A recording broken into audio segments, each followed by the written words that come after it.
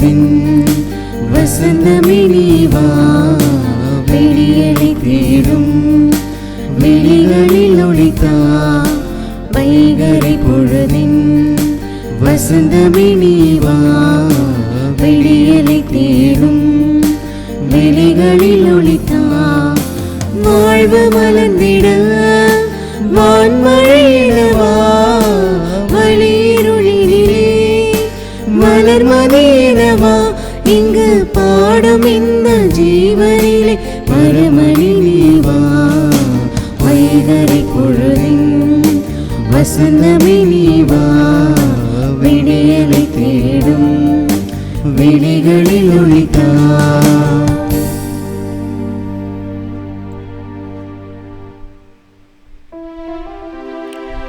தந்தை மகன் தூயாவியாரின் பெயராலே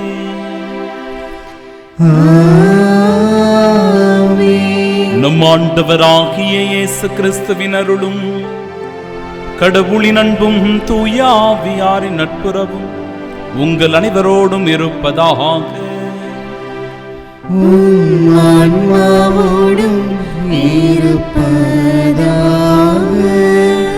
நீங்கள் திருமுழுக்கு பெற்றபோது அவரோடு அடக்கம் செய்யப்பட்டீர்கள்.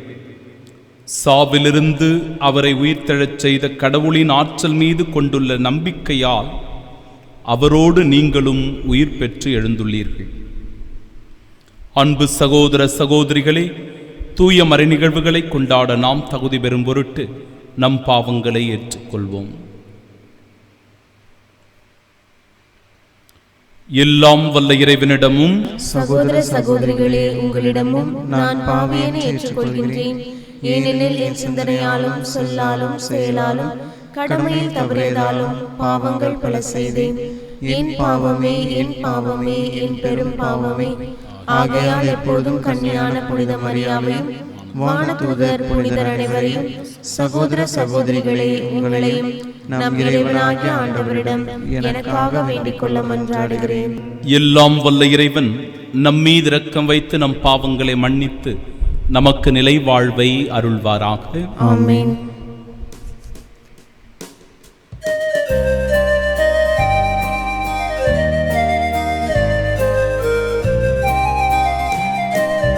ஆண்டவரே இரக்கமாயிரும்.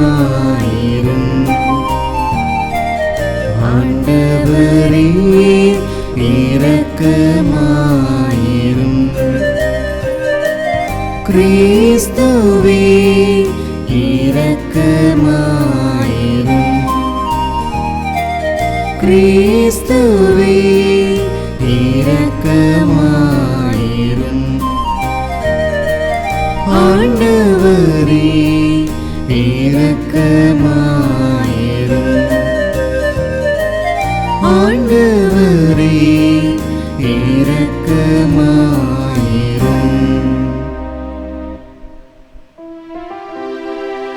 மன்றாடுவோமாக. என்றென்றும் உள்ள எல்லாம் வல்ல இறைவா,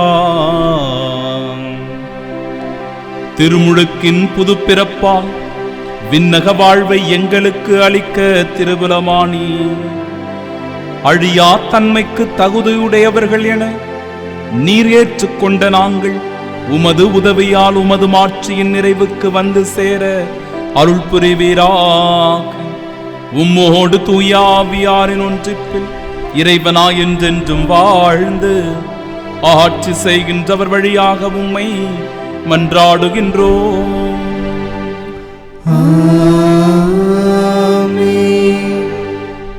முதல் வாசகம். மாசிதோனியாவுக்கு வந்து எங்களுக்கு உதவி செய்யும். திருத்தூதர் பணிகள் நூலிலிருந்து வாசகம். அதிகாரம் 16, இறைவசனங்கள் 1 முதல் 10 முடிய.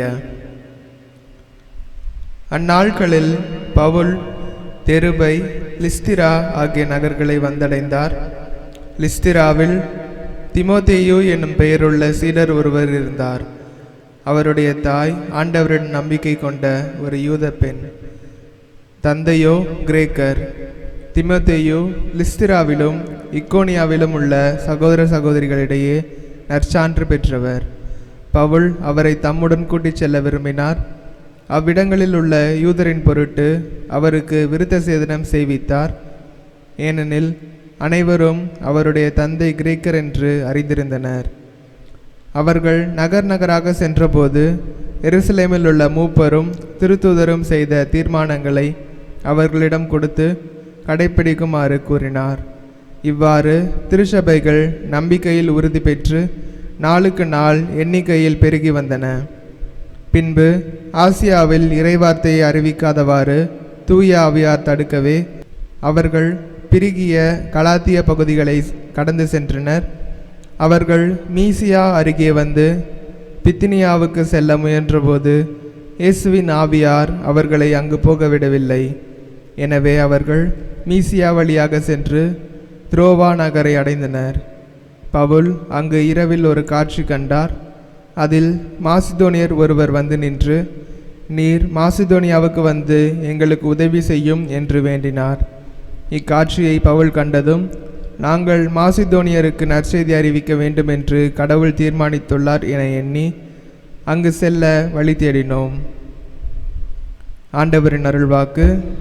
இறைவனுக்கு நன்றி. பதிலுரை பாடல் பல்லவி. அனைத்துலகோரே ஆண்டவரை ஆர்ப்பரித்து வாழ்த்துங்கள். அனைத்துலகோரே ஆண்டவரை ஆர்ப்பரித்து வாழ்த்துங்கள். அனைத்துலகோரே ஆண்டவரை ஆர்ப்பரித்து வாழ்த்துங்கள். ஆண்டவரை மகிழ்ச்சியுடன் வழிபடுங்கள். மகிழ்ச்சி நிறை பாடலுடன் அவர் திருமுன் வாருங்கள். பல்லவி. அனைத்துலகோரே ஆண்டவரை ஆர்ப்பரித்து வாழ்த்துங்கள். ஆண்டவரே கடவுள் என்று உணருங்கள். அவரே நம்மை படைத்தவர், நாம் அவர் மக்கள், அவர் மேய்க்கும் ஆடுகள். பல்லவி. அனைத்துலகோரே ஆண்டவரை ஆர்ப்பரித்து வாழ்த்துங்கள். ஏனெனில் ஆண்டவர் நல்லவர், என்றும் உள்ளது அவர் தம் பேரன்பு, தலைமுறை தோறும் அவர் நம்பத்தக்கவர். பல்லவி. அனைத்துலகோரே ஆண்டவரை ஆர்ப்பரித்து வாழ்த்துங்கள்.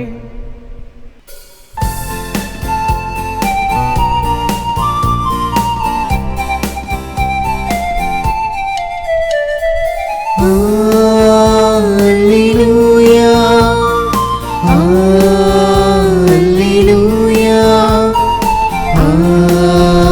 Alleluia,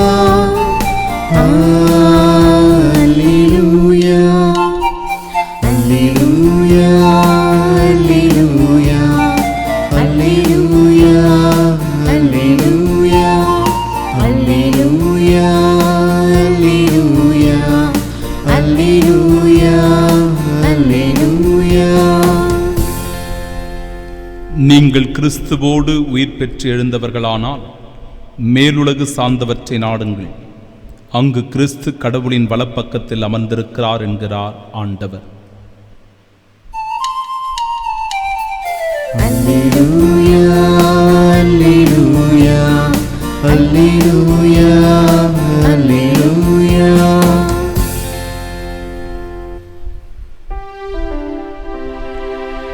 ஆண்டவர் உங்களோடு இருப்பாராக. உம் ஆன்மாவோடும் இருப்பாராக.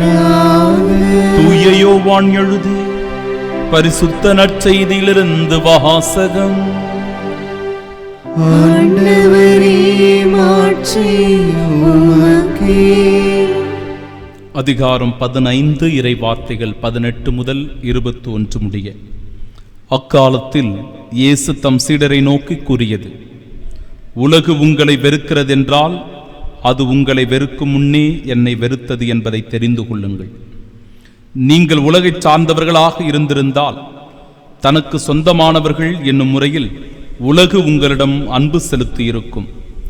நான் உங்களை உலகிலிருந்து தேர்ந்தெடுத்து விட்டேன். நீங்கள் உலகைச் சார்ந்தவர்கள் அல்ல, எனவே உலகு உங்களை வெறுக்கிறது. பணியாளர் தலைவரை விட பெரியவர் அல்ல என்று நான் உங்களுக்கு கூறியதை நினைவில் வைத்துக் கொள்ளுங்கள். என்னை அவர்கள் துன்புறுத்தினார்கள் என்றால் உங்களையும் துன்புறுத்துவார்கள். என் வார்த்தையை கடைபிடித்திருந்தால் தானே உங்கள் வார்த்தையையும் கடைபிடிப்பார்கள். என் பெயரின் பொருட்டு உங்களை இப்படியெல்லாம் நடத்துவார்கள். ஏனெனில் என்னை அனுப்பியவரை அவர்கள் அறிந்து கொள்ளவில்லை.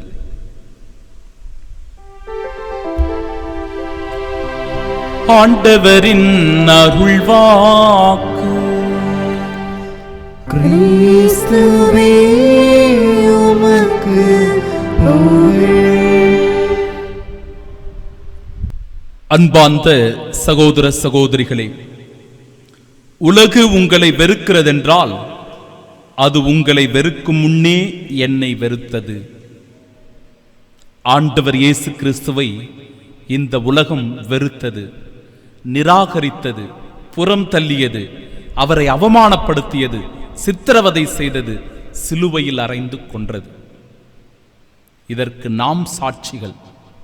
இந்த உலகம் பல வேளைகளில் நல்லவர்களுக்கு துன்பத்தை கொடுக்கிறது, வேதனைகளை கொடுக்கிறது, ஏழ்மையை கொடுக்கிறது, வறுமையை கொடுக்கிறது. ஆனால் ஏமாற்றுகிறவர்கள், பொய் சொல்லுகிறவர்கள், திருடுகிறவர்கள் ஓஹோ ஆஹா என்று நலமோடு வாழ்கிறார்கள். இதுதான் மிக வியப்பாக இருக்கிறது. நல்லவர்கள் இவ்வாறு கஷ்டப்படுவதும் அநியாயமும் அட்டூழியமும் செய்கிறவர்கள் நன்றாக வாழ்வதும் ஏன் இறைவா என்கிற கேள்வி எப்பொழுதும் நம் உள்ளத்திலே எழுவது உண்டு. அதற்கான பதிலை இறைவன்தான் நமக்கு கொடுக்க வேண்டும். காரணம், இறைவனும் இதே நிலைக்கு உட்பட்டிருக்கிறார். நம் ஆண்டவர் இயேசு கிறிஸ்து அத்தகைய நிலையிலிருந்து அதை முழுவதுமாக அனுபவித்தவராக இருக்கிறார். எனவே ஆண்டவர் சொல்லுகிற வார்த்தைகள், நீங்கள் மேல் உலகை உரிமையாக்கி கொண்டிருக்கிறீர்கள், நீங்கள் உலகை சார்ந்தவர்கள் அல்ல, நான் உங்களை தேர்ந்தெடுத்து விட்டேன். எனவே இந்த உலகம் உங்களை புறக்கணிக்கிறது, உங்களை துன்புறுத்துகிறது. இதற்கு தான் திரு அவையில் இருக்கின்ற பல்வேறு புனிதர்கள் சாட்சிகளாக இருக்கிறார்கள். புனிதர்களுடைய வாழ்க்கை வரலாற்றை நாம் பார்க்கும்போது தெரிந்து கொள்ளலாம். தூய வாழ்க்கை, நல்லவர்களாக இருப்பது, நன்மைகளை செய்வது, கடவுளுக்கு உகந்த ஒரு வாழ்க்கை வாழ்வது. ஆனால் அவர்களுடைய முடிவு கொடூரமான மரணங்களாக இருக்கும். சிலுவையில் அறைந்து கொன்றது, தோல் உரித்து கொன்றது, வாளினால் அவர்களை கொன்று குவித்தது, தலை வெட்டப்பட்டு இறந்தது, சிங்கங்களுக்கு இரையாக்கப்பட்டு இறந்தது, கொடுமையான சித்திரவதைகளுக்கு உள்ளாகி சாகக்கூடிய நிலைக்கு இந்த மறைசாட்சிகள் எல்லாம் சென்றிருக்கிறார்கள் என்றால் இந்த வார்த்தைகள் தானே அவர்களுடைய வாழ்வில் நிஜமாக இருக்கிறது. நான் உங்களை தேர்ந்து கொண்டேன், நீங்கள் இந்த உலகை சார்ந்தவர்கள் அல்ல, நான் ஏற்கனவே உங்களை தேர்ந்தெடுத்து விட்டேன். எனவே உண்மைக்கு, நீதிக்கு, நேர்மைக்கு சான்று பகர்கிறவர்களுக்கு இந்த உலகத்தில் என்றும் சவால்கள் இருந்து கொண்டே இருக்கும். சவால்கள் இருந்து கொண்டே இருக்கும். அந்த சவால்களை சந்திப்பதற்கு நாம் தயாராக இருக்க வேண்டும்.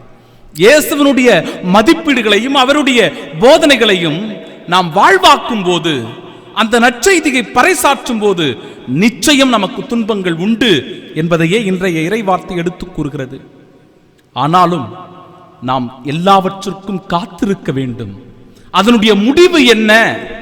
மரணம் நிச்சயமாக முடிவாக இருக்காது, துன்பம் நிச்சயமாக முடிவாக இருக்காது. மாறாக மரணத்திற்கு பிறகு நமக்கு நிகழப்போகின்ற நிலையான பேரின்பம் என்பதுதான் இறைவன் நமக்காக தேர்ந்தெடுத்து வைத்திருக்கிற மிக உன்னதமான கொடையாக இருக்கிறது. அன்பிற்குரியவர்களே, இன்றைய முதல் வாசகத்தில் பார்ப்போம்.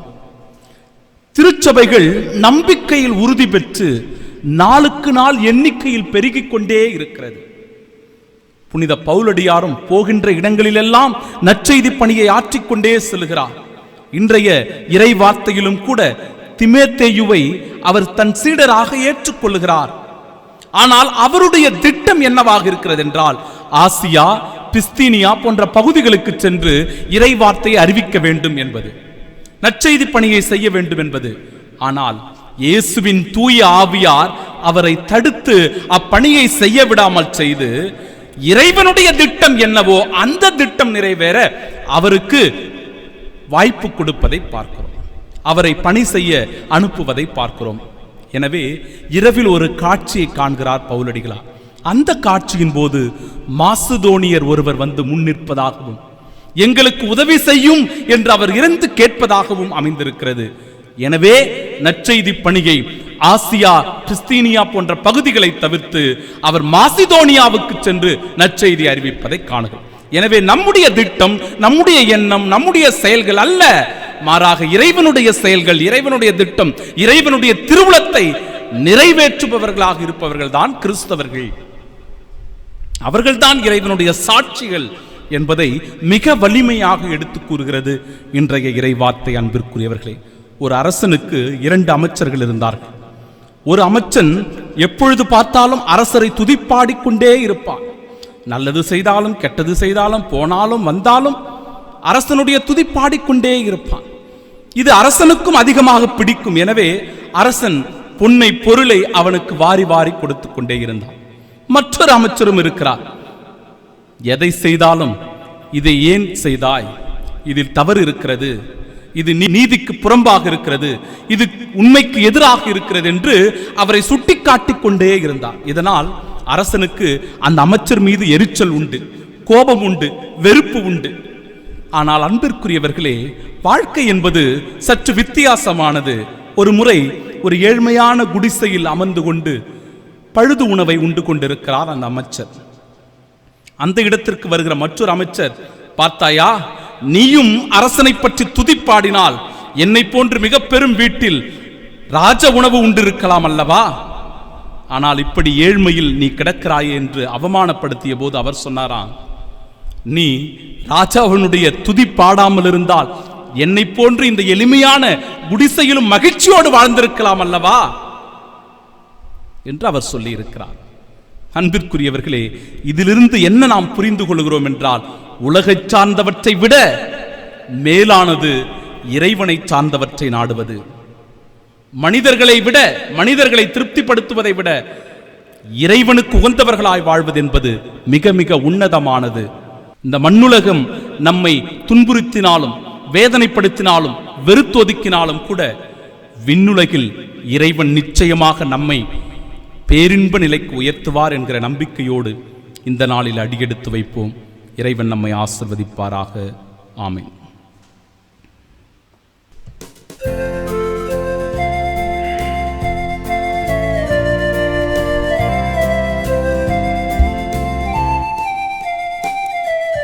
பலிபீடத்தில் வைத்தேன் என்னை, பாவி என்னை ஏற்றுக்கொள்ளும்.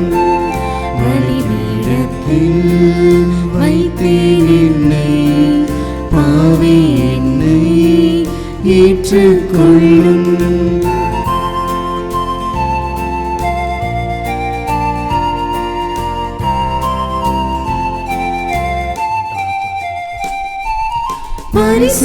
பரிசுத்தமில்லா இவ்வுலகில் பரிசுத்தமாய் ஜீவிக்க, பரிசுத்தமில்லா இவ்வுலகில் பரிசுத்தமாய் ஜீவிக்க,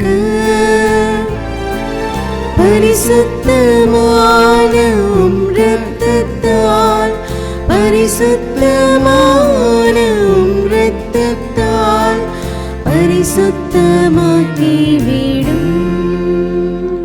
அன்புமிக்க சகோதர சகோதரிகளே, என்னுடையதும் உங்களுடையதுமான இப்பலி எல்லாம் வல்ல இறைவனுக்கு உகந்ததாகும்படி மன்றாடுங்கள். ஆண்டவர் தமது பெயரின் புகழ்ச்சிக்காகவும் ஆட்சிக்காகவும் நமது நன்மைக்காகவும் புனித திரு அவை அனைத்தின் நலனுக்காகவும் உமது கையிலிருந்து இப்பலியை ஏற்றுக்கொள்வாராக.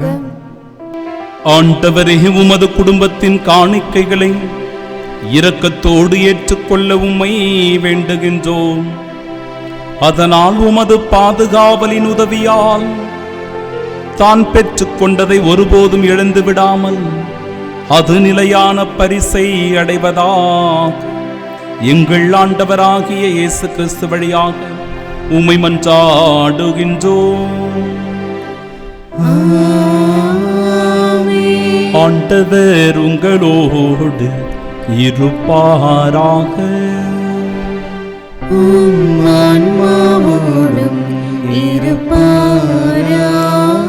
இதயங்களை மேலே எழுப்புங்கள், ஆண்டவரிடம் எழுப்பியுள்ளோம். நம் இறைவனாகிய ஆண்டவருக்கு நன்றி கூறுவோம். தகுதியும் நீதியும் போதுமானதே. ஆண்டவரே, தூயவரான தந்தையே, என்றுமுள்ள எல்லாம் வல்ல இறைவா, எந்நாளும் இவ்விடத்திலும் நாங்கள் உமக்கு நன்றி செலுத்துவது, சிறப்பான இக்காலத்தில் உம்மை இன்னும் மிகுதியாக வாழ்த்தி போற்றுவது மெய்யாகவே தகுதியும் நீதியுமாகும் எங்கள் கடமையும் மீட்புக்குரிய செயலுமாகும். கிறிஸ்து வழியாகவே ஒளியின் மக்கள் நிலைவாழ்வில் நுழைகின்றனர். விண்ணரசின் கதவுகள் நம்பிக்கையாளருக்கு திறந்துவிடப்படுகின்றன. ஏனெனில் சாவுக்குரிய எங்கள் வாழ்வும் அவரது சாவால் மீட்படைந்து அவரது உயிர்ப்பிலே அனைவரது வாழ்வும் உயிர்த்தெழலாயிற்று. ஆகவே பாஸ்கா மகிழ்ச்சி பொங்க அனைத்துலகின் மாந்தர் அனைவரும் அக்களிக்கின்றனர். அவ்வாறே ஆற்றல் மிக்கோரும் அதிகாரம் கொண்ட தூதர்களும் உமது மாட்சியை புகழ்ந்து பாடி முடிவின்றி சொல்லுவதாவது: தூயவர் தூயவர் தூயவர், வான்படைகளின் கடவுளாம் ஆண்டவர்.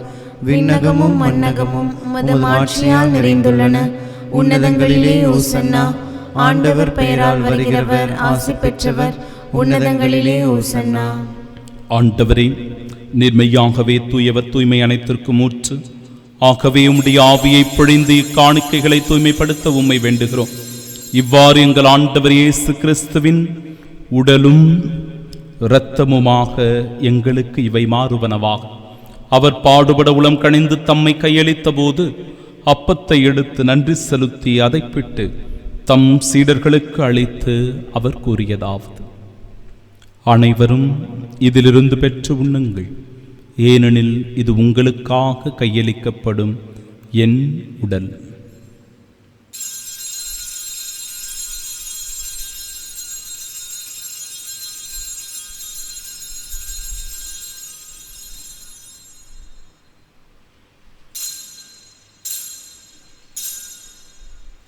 அவ்வண்ணமே இரவு விருந்தை அருந்திய பின் கிண்ணத்தையும் எடுத்து மீண்டும் உமக்கு நன்றி கூறி தம் சீடர்களுக்கு அளித்தவர் கூறியதாவது: அனைவரும் இதிலிருந்து பெற்று பருகுங்கள், ஏனெனில் இது புதிய நிலையான உடன்படிக்கைக்கு உரிய இரத்தத்தின் கிண்ணம். இது பாவ மன்னிப்பிற்கென்று உங்களுக்காகவும் பலருக்காகவும் சிந்தப்படும். இதை என் நினைவாகச் செய்யுங்கள்.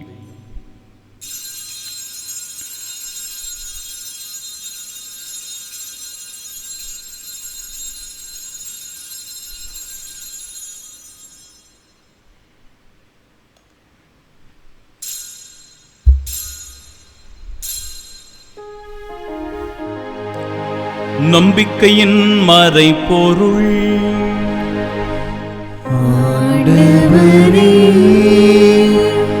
நீர் வருமளவும் உமது இறப்பினை அறிக்கையிடுகின்றோம். உமது உயிர்ப்பினையும் எடுத்துரைக்கின்றோம். ஆகவே ஆண்டவரே, நாங்கள் கிறிஸ்துவின் இறப்பினை மீட்பினை நினைவு கூர்ந்து வாழ்வு தருகிற இந்த அப்பத்தையும் எங்கள் வாழ்விற்கு மீட்பினை அளிக்கும் இக்கிண்ணத்தையும் ஒப்புக் கொடுக்கிறோம். உம் திருமுனின் சுமக்கு ஊழியம் புரிய தகுந்தவர்களாக எங்களை ஏற்றுக்கொண்டீர். எனவே உமக்கு நன்றி செலுத்துகிறோம். மேலும் கிறிஸ்துவின் உடலிலும் இரத்தத்திலும் பங்கு கொள்ளும் எங்களை தூய ஆவியார் ஒன்று சேர்க்க வேண்டுமென உம்மை தாழ்மையுடன் மன்றாடுகிறோம். ஆண்டவரே, உலகெங்கும் பரவியிருக்கும் அது திரு அவையை நினைவு கூர்ந்தருளும். எங்கள் திருத்தந்தை பிரான்சிஸ், எங்கள் பேராயர் ஜார்ஜ் அந்தோனிசாமி, எல்லா திருநிலையினர் ஆகிய அனைவரோடும் அது திரு அவை அன்பில் நிறைவு பெறச் செய்தருளும்.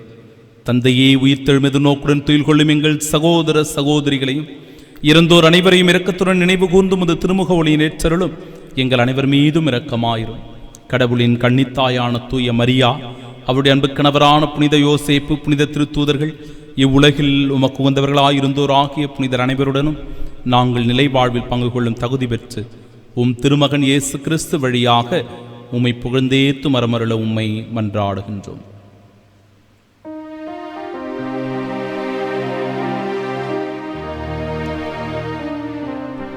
இவர் வழியாக இவரோடு இவரில் எல்லாம் வல்ல இறைவனாகிய தந்தையே, தூயாவியாரின் ஒன்றிப்பில் எல்லா புகழும் ஆட்சியும் என்றென்றும் உமக்கு உரியதே.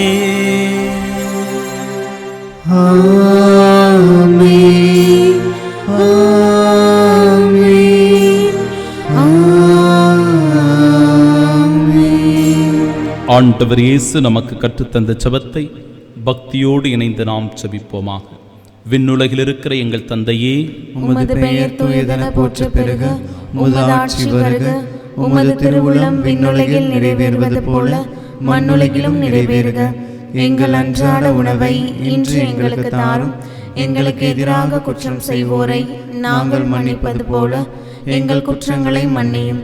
எங்களை சோதனைக்கு உட்படுத்தாதேயும், தீமையிலிருந்து எங்களை விடுவித்தருளும்.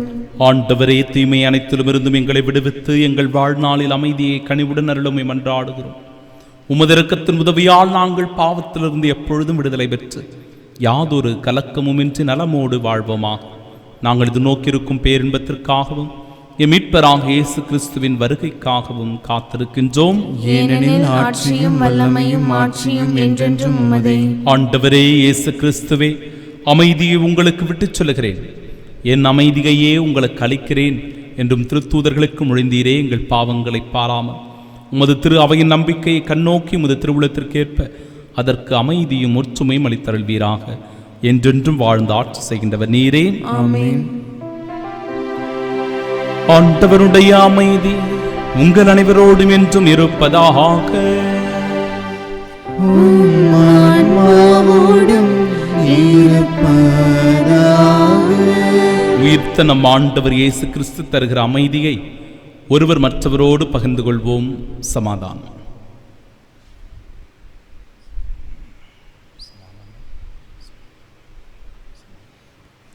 உலகின் பாவங்களை போக்கும் இறைவனின் செம்மறியே, எங்கள் மேல் இரக்கமாயிரும். உலகின் பாவங்களை போக்கும் இறைவனின் செம்மறியே, எங்கள் மேல் இரக்கமாயிரும். உலகின் பாவங்களை போக்கும் இறைவனின் செம்மறியே, எங்களுக்கு அமைதி அளித்தருளும்.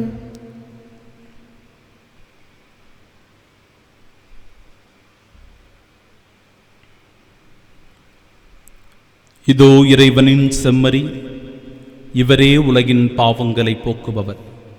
செம்மறியின் விருந்திற்கு அழைக்கப்பெற்ற நாம் பேறு பெற்றோர். ஆண்டவரே, நீர் என்னிடத்தில் எழுந்தருள நான் தகுதியற்றவள். ஆனால் ஒரு வார்த்தை மட்டும் சொல்லியருளும், எனது ஆன்மா நலமடையும். கிறிஸ்துவின் திருவுடலும் இரத்தமும் நம்மை காத்து நிலை வாழ்வன.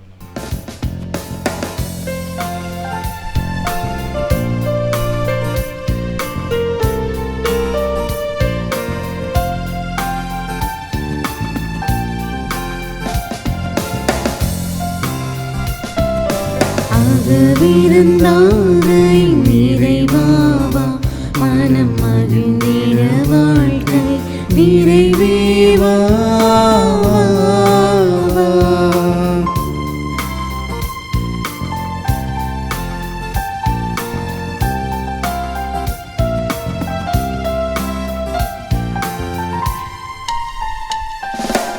ஆறுதல் அளித்திடும் அருள் மொழியே, திரு ஆகமம் முழங்கிடும் உயிர் மொழியே. ஆறுதல் அளித்திடும் அருள் மொழியே, திரு ஆகமம் முழங்கிடும் உயிர் மொழியே. உடலோடு உலகோடு விழுந்தாய், உடலோடு உலகோடு விழுந்தாய். உமதுடலின எமை நீ மாற வைப்பாய். அகவிருந்தாக என் நிறைவாவா, மனம் மகிழ்ந்திட வாழ்க்கை நிறைவேவா.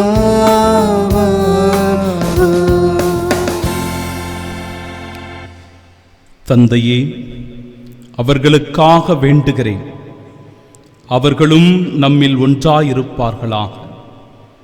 இதனால் நீரே என்னை அனுப்பினீர் என்று உலகம் நம்பும் என்கிறார் ஆண்டவர். மன்றாடுவோமாக. ஆண்டவரே, உமது பரிவிரக்கத்தால் நீர் மீட்டுக் கொண்டவர்களை தொடர்ந்து பாதுகாத்தருள உம்மை வேண்டுகின்றோம். அதனால் உம் திருமகனுடைய பாடுகளால் மீட்கப்பட்டவர்கள் அவரது உயிர்ப்பில் மகிழ்வார்களாக. என்றென்றும் வாழ்ந்து ஆட்சி செய்கின்ற அவர் வழியாக உம்மை மன்றாடுகின்றோம். ஆமென். ஆண்டவர் உங்களோடு இருப்பாராக. உம் ஆன்மாவோடும் இருப்பாராக. எல்லாம் வல்ல இறைவன் தந்தை, மகன், தூயாவியார் நம் அனைவரையும் ஆசீர்வதிப்பாராக.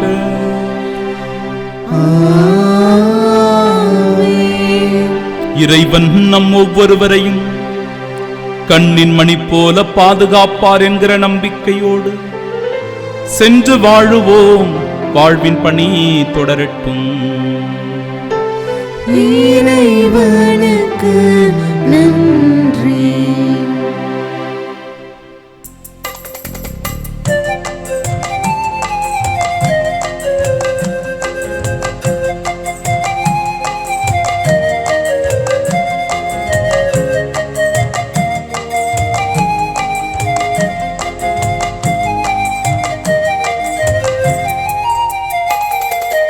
அழகோவியமே எங்கள் அன்னை மரியே, உயிரோவியமே எங்கள் உள்ளம் கவர்ந்தவளே. அழகோவியமே எங்கள் அன்னை மரியே, உயிரோவியமே எங்கள் உள்ளம் கவர்ந்தவளே. உன் பாதை சொல்லும் கருணையும் பாதமலரின் அருமையும், பாதை சொல்லும் கருணையும் பாதமலரின் அருமையும். அழகே அழகே எங்கள் அம்மா நீ அழகே. அழகோவியமே எங்கள் அன்னை மரியே, உயிரோவியமே எங்கள் உள்ளம் கவர்ந்தவளே.